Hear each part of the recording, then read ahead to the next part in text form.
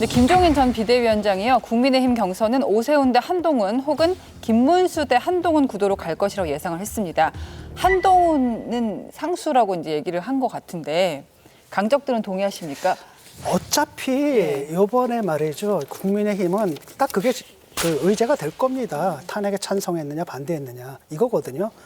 근데 어차피 탄핵에 반대한 후보가 탄핵으로 인해서 벌어진 선거에 나와서 가망이 있겠느냐? 저는 가망이 없다고 보거든요. 또 그런 후보를 냈다는 당도 가망이 없습니다. 네. 영원히 아웃이거든요.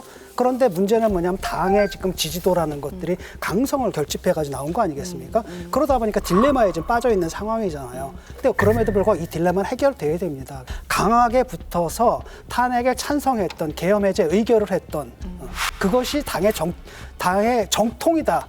이걸 세울 때 일종의 이변이 일어나는 거잖아요. 결과는 알 수가 없는데요. 뭐 김종인 박사님처럼 이렇게 예측하기는 어려운데 분명한 건 한동훈이라는 사람이 국민의힘 대선 경선에 참여하느냐 참여하지 않느냐는 국민의힘 대선 경선의 흥행에 굉장히 영향을 줘요. 예를 들어 한동훈 전 대표가 아예 안 나와버린다.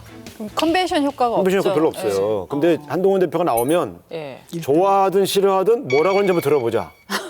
그런데 이제 그게 국민의힘에서는 큰 그 이제 불행의 씨앗, 논란의 씨앗이 될 수 있죠. 김기현 대표가 한동훈 대표 이렇게 정치하는 것에 대해서 창수가 물러날 때와 나아갈 때를 알아야지. 나오면 해악이다라고 얘기했잖아요.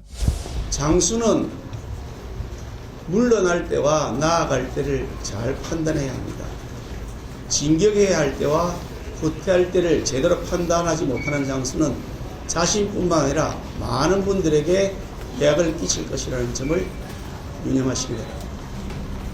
그 뭐냐면 이미 이제 친윤들은 그래 너 나오기만 해봐라 이렇게까지 얘기하시는 분들도 있어요. 아니 그러니까 이제 엄청난 무슨 또 갈등과 대립이 있던 화제성이 많고 그래서 많은 사람들이 들여다보기 시작하면 거기에 관심을 갖는 사람이 많아지는 게 민주당에 유리한 게 아니에요. 그렇죠? 제가 볼 때는 한동훈이라는 존재가 뛰어들면 네. 후보의 다양성이라는 측면에서는 확실히 극과 극이 나타나잖아요. 그런 것들이 주는 효과가 분명히 있어요. 정치인 선배로서 어떻게 보세요? 과거에 우상호 의원께서 한동훈 대표 보고 싸가지 없게 정치한다. 싸가지 없게 정치한다. 말투는 참 싸가지가 없어 보이는데 틀린 말은 또 아니야. 노선 자체는 제가 볼 때 일반 국민의 상식에 부합하는 노선을 갖고 있다고 봐요. 이 표현을 너무 야멸차게 하고 아까 말한 것처럼 제가 뭐 그 계엄령 선포 그런 말을 할 필요가 없거든. 그때 침통한 그 국회의원들 앞에서 오히려 위로하고 저도 본의 아니게 이런 결정을 내리게 됐지만 이해해달라든가 이렇게 접근해야 되는데 그걸 막 공격적으로 얘기하면 충격을 받을 수 있죠. 그분의 노선에 찬성하냐 반대하냐의 문제를 떠나서 지금 이 국면에서 저런 식으로 말해야 돼? 라는 게 또 이제 하나의 쟁점이 될 수 있는데 그거는 한동훈 대표가 좀 많이 조심해야 될 거예요. 그런데 어쨌든 존재로 보면 매우 특이하고 매우 그 스토리가 있어요. 그렇기 때문에 저는 이분이 이번에 데뷔할 수밖에 없다고 보지만 솔직한 저희 심정은 한동훈 대표가 국민의힘 대선 경선에 안 나왔으면 좋겠다는 게 저희 솔직한 생각이에요. 보수 10명의 대권 주자 가운데 유일하게 그 팬덤을 갖고 있는 분이 한동훈 대표였습니다. 근데 이제 팬덤을 가진 분이 한 분 또 등장했어요. 김문수 장관. 그런데 이제 보수의 대권 주자 10명, 오홍, 안유, 김한, 그리고 원희룡, 그리고 나경원, 김기현, 뭐 윤상현도 나온다고 얘기가 있잖아요. 이철우 한 지사도 10명 정도 나올 것 되는데 같아요. 이철우 네, 경북지사도 네. 생각이 있고.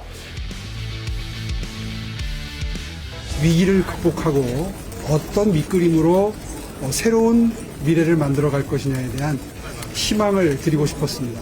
참으로 참담했습니다. 그때처럼 참담한 대선을 치러서는 안 된다. 국민을 만나는 심정으로 저는 만납니다. 해석은 자유인데 이 해석이 너무나 편향되게 하는 것에 대해서 좀 공론의 분열, 우려 이런 것들이 있습니다.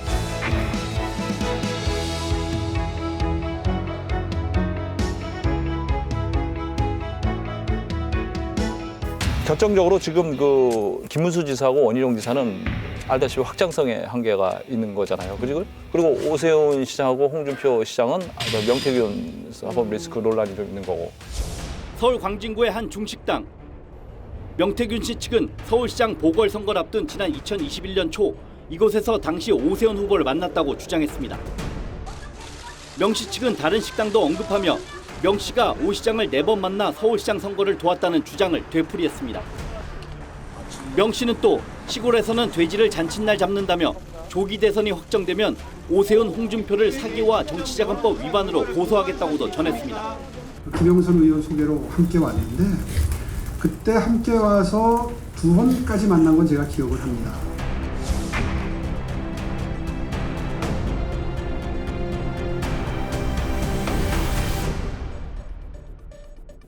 유승민 대표하고 한동훈 대표는 배신자 프레임에서 벗어나기가 쉽지 않습니다. 이것을 극복하지 않고서는 보수의 편심을 얻기가 어려워요.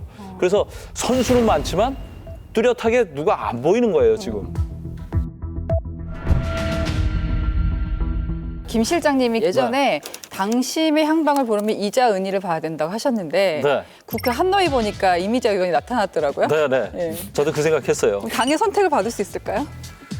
저 이미자 의원하고 이제 조은희 의원이 이제 당심과 그 향방을 읽어내는 귀신 같은 동물적 본능을 갖고 있다 그래서 두 사람을 주목하면 된다 그러는데 이미 대충 감은 잡힌 것 같은데 탄핵이 이제 결정 나고 나서 대선 주자 국면에서 두 분이 스탠스를 정할 거예요. 그 방향이 정답일 겁니다.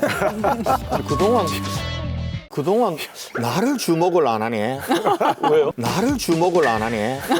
왜요? 내가 선택하고 밀었던 사람은 다 됐는데 지금까지. 네. 다 됐는데 아예 대선 출마 선언을 하세요, 그러면. 제가요? 네. 아니 그럼 손은 누가 키웁니까? 저는 우리 당에 뭐 이런저런 사람들인데 조금 교통 정리가 될 거예요. 여러분, 여기를 눌러서 구독을 해주시면 강적들 컨텐츠를 빠르게 만나보실 수가 있습니다. 알람 설정도 잊지 말아주세요.